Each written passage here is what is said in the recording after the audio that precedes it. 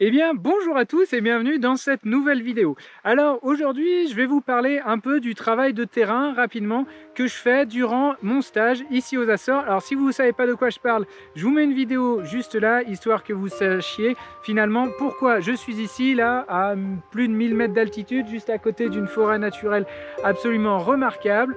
Pourquoi je suis là, qu'est-ce que je fais, je vous dis ça tout de suite.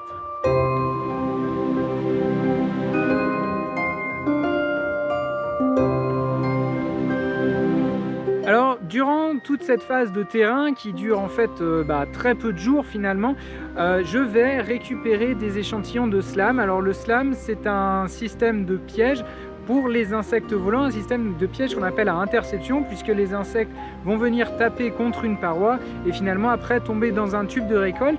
Et c'est ce tube de récolte que on vient chercher ici dans les forêts naturelles tous les 3 mois pour avoir un échantillonnage sur les 4 saisons, comme je vous l'ai expliqué dans ma première vidéo.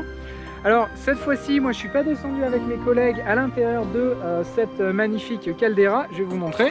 Alors je ne suis pas descendu avec eux là-dedans puisque cette fois j'étais responsable moi de prendre des images drone et finalement de toute cette zone, histoire de voir la composition floristique et pouvoir peut-être relier ça aux études de communauté que je vais faire sur les arthropodes. C'est relativement assez court, mais ce qu'il faut savoir c'est que en général pour les insectes, on est à 1 heure de terrain, en fait c'est 10 heures en laboratoire d'identification, de tri, plus bien sûr toutes les analyses que je vais faire par la suite. Tout ça je vous le détaillerai, ce sera l'occasion d'une 3e vidéo sur le sujet quand je commencerai les analyses. Pour l'instant là c'est la partie terrain pour aller récupérer les échantillons d'hiver 2021.